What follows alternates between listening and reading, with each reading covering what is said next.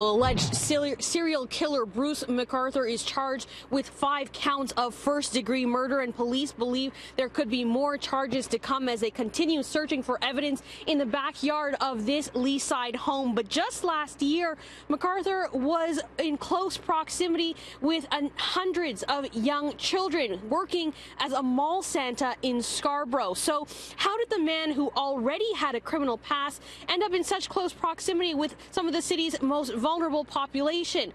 Well, the situation isn't as conceivable as it seems. It's very saddening and disheartening to know that something like that happened. Before he was an alleged serial killer, he was jolly old St. Nick. Agincourt Mall has confirmed Bruce McArthur worked for them the last few Christmas seasons.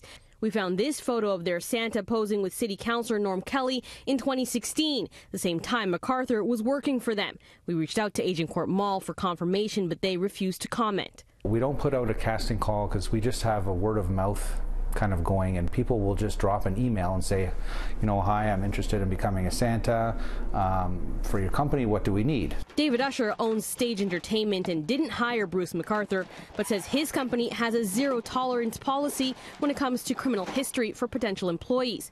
Court documents show McArthur was convicted of assault back in 2003 after hitting a man in the head with a metal pipe. He served 2 years in prison. It's a kind of conviction that would turn up on a criminal record check and a vulnerable sector check. A criminal record check will only reveal criminal convictions. If somebody wants to work in what's called the vulnerable sector, so working with children, then the check will dig a little bit deeper, and if there are serious concerns that may not have led to a conviction but are nonetheless serious safety concerns, they too would be flagged in a vulnerable persons check. But background checks aren't always required for children's entertainers because the business isn't regulated in the City of Toronto. Agincourt Mall tells City News McArthur was hired through an event management company who they believe required background checks, but they refused to provide the name of that company to us, citing advice from their lawyers. Right now, because there's no law concerning this, agencies, a lot of them just do whatever they feel like doing. And there should be some type of bylaw put in place. Despite a petition with more than 600 signatures, the City of Toronto decided against regulations in 2011, saying there was insufficient evidence that the business of children's entertainment posed a risk to children. They also argued that licensing businesses would do nothing to protect the public from those who operate independently. But criminal lawyer David Butt says even if McArthur was screened, there's still one more reason his 15-year-old conviction could have gone unnoticed. One media outlet suggests McArthur applied for a record suspension, previously known as a pardon.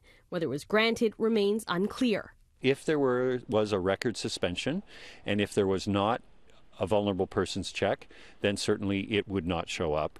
And even if there was a vulnerable persons check, if it was not reasonably related to the vulnerable persons sector, then it may not show up either.